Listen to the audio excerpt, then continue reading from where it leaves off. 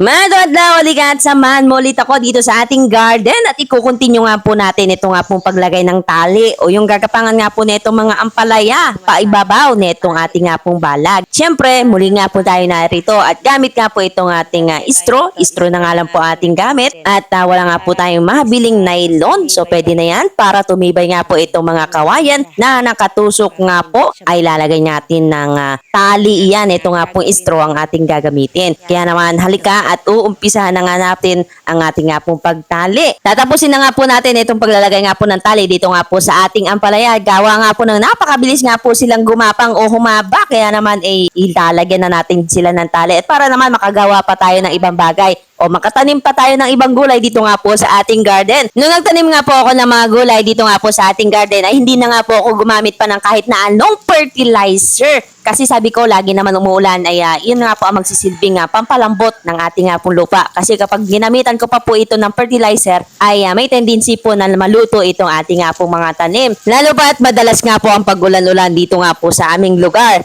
Ay malambot naman po ang lupa, kako hindi ko nakakailanganin pa ng kahit na anong padaba. Nung binungkal ko nga po yung lupa dito sa garden, ay nakita ko na napakatataba nga po netong lupa. Kaya naman sabi ko ay hindi na ako gagamit pa ng kahit na anong pataba at ito napakaganda po ng naging resulta at matataba nga po itong ating nga pong ampalaya at yung iba po nating tanim dito nga po sa ating garden at konting alaga lang ito at tsak na mamumunga ito ng maganda. O, diba? After 2 weeks lang ang ating antayin at makikita natin mayroon na siyang mga bulaklak at hindi magtatagal mamumunga na nga ho siya, o, diba? At kapag meron ng bunga, ito nga po ating ampalaya ay mag-aantay naman tayo ng 2 to 3 weeks bago nga po natin ito ma-harvest. O, diba? Balimuhin nga po ako nung tanghali, gawa nga po ng umuulan-ulan at ako ay uuwi na at magpahinga. Matapos ko nga po magpahinga at tumila na nga po itong ulan, ay ako nga po'y bumalik dito sa aking garden para i-continue nga po itong ating pagtali nitong ating nga pong gagapangan nitong ating nga pong ampalaya. O, diba? Kapag nga po meron ako nasisimulang trabaho, naku, hindi nga po ako mapakalay niyan at gustong-gusto ko nga po matapos itong aking gawain. Kaya naman, pinupukosan ko talaga ito ng oras at para naman matapos ang ating nga pong nasimulan. At kapag nagtatanim ka nga raw ho ng gulay, kakausapin mo yung mga tanim mo na gulay at para nga daw gumanda yung kanilang tubo. Naalala ko tuloy yung aking tatay, minsan ko nga po siyang naabutan na nagsasalita nga po doon sa taniman niya ng gulay. Nung siya nga po itanungin ko kung sino nga po yung kanyang kausap, yung kanya nga raw ho mga tanim. Kanya, maganda nga raw ho na kinakausap itong mga tanim at alagaan nga raw ito ng mabuti at para ikaw ay umani ng marami. O, diba? Isa nga po sa hindi ko makakalimutang sabi niya, kapag nga ho ikaw ay merong sama ng loob, huwag ka nga raw ho mamimitas ng bunga o nihihipot sa puno ng tanim mo at ito nga raw ho ay magtatampo. At baka nga raw ho hindi na mamunga, kako sa kanya, napakarami nyo naman ho kakong alam.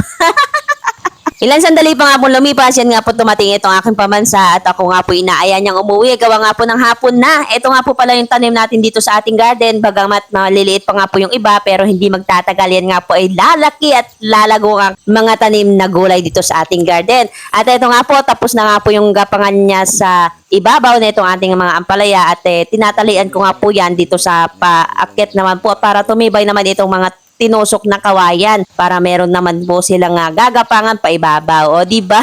At kung mapapansin nyo nga po, matataba nga po itong ating tanim na ampalaya. Naku, alaga ko nga po yan sa aking nga pong ginagawang DIY pang pesticide para nga po hindi sila kainin ng mga uod at kung ano-ano pang mga pesticide na dumadapo sa kanila. At syempre naman, kailangan nga po sila talagang alagaan na mabuti at para naman tayo mag-harvest nga po ng magandang bunga nila. O, diba? At yung kalahating part nitong ating garden ay wala pa nga po mga tanim. Yan nga po itataniman din ho natin ng iba't ibang klase ng gulay. Ayan nga po ang ating mga tanim na sitaw, okra, kamatis, sili, at itong ating ampalaya ay napakaganda na nga po ng kanilang pagkakatubo. At hindi nga po magtatagal by month of August ay meron na nga po tayo mga harvest na gulay. O, diba? Napakahusay nga naman talaga. Kaya naman habang panahon pa nga po ng tag-ulan ay samantalihin nga po natin na magtanim-tanim ng gulay sa ating nga po mga bakuran. At kung meron ka nga po talaga mga bakanting lote na pwede nga pong pagtaniman ng gulay ay tayo nga po magtanim para naman po tayo makatipid sa ating mga gastusin, hindi po ba? O paano? ikaw, maiwan na kita dyan at sana nag-enjoy ka muli sa iyong panonood. Huwag mong kakalimutan mag-like and share nitong ating video at huwag mo na rin kakalimutan mag-iwan ng comment at para alam ko naman kung saan nakarating itong ating video. At yan lang, thank you for watching and love you so much and babu! Bye-bye!